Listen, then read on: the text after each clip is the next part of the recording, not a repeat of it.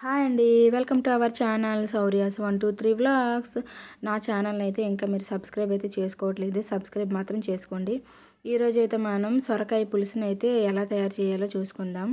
దానికోసం ముందుగా నేనైతే సొరకాయని ముక్కల్ని ఎలా పొడుగ్గా ముక్కలు కట్ చేసి పెట్టుకున్నాను.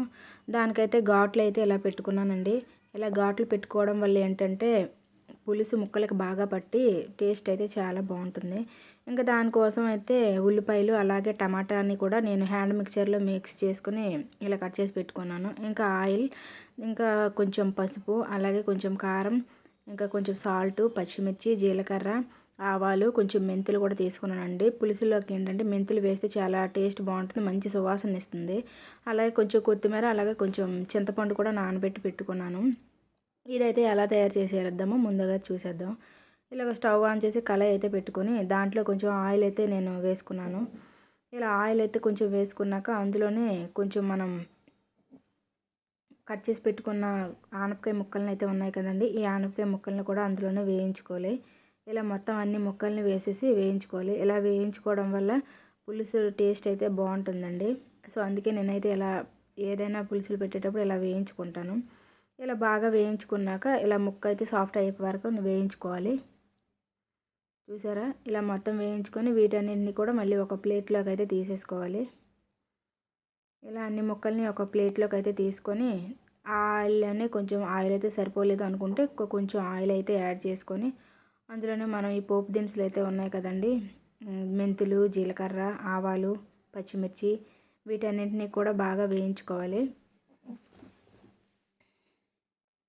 చూసారుగా, ఇలా మొత్తం బాగా ఫ్రై అయిపోయాక వేయించుకొని అందులోనే మనం ముందుగా కట్ చేసుకున్న ఉల్లిపాయ అలాగే టమాటా ఉంది కదా, ఆ టమాటాను కూడా వేసుకొని బాగా ఫ్రై చేసుకోవాలి. నేనైతే హ్యాండ్ మిక్సర్ ఇలా మిక్స్ చేసుకున్నానంటే మీరు మిక్సీ అయినా పట్టేసుకొని పేస్ట్ అయితే చేసుకోవచ్చు. ఇలా పచ్చివాసన పోయేటట్టు మొత్తం అయితే వేయించుకొని బాగా ఫ్రై చేసుకోవాలి.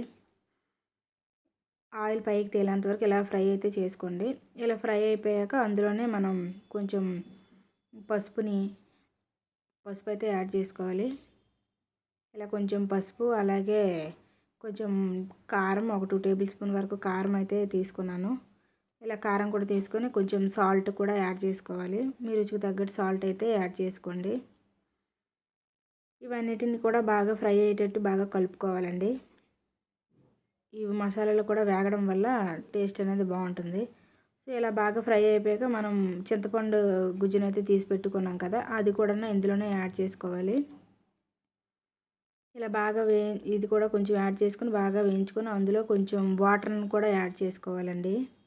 ఇలా చూసారా, వాటర్ అయితే కొంచెం వేసుకొని మీ పులుపుకి తగ్గట్టు కొంచెం వాటర్ని అయితే యాడ్ చేసుకోవాలి. ఇలా వాటర్ వేసుకున్న తర్వాత ఒక పొంగు అయితే మరగనివ్వాలండి.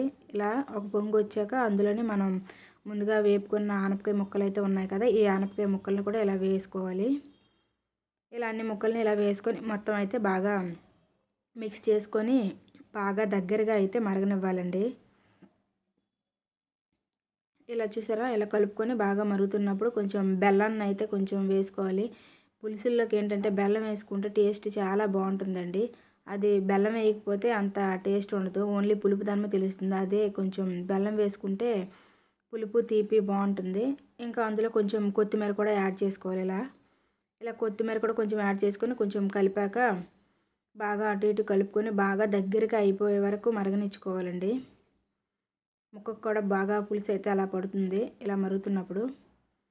ఇలా బాగా మరిగిపోయినప్పుడు అంతేనండి, ఇంకా తీసి అయితే సర్వ్ చేసుకోవడమే చల్లారాక.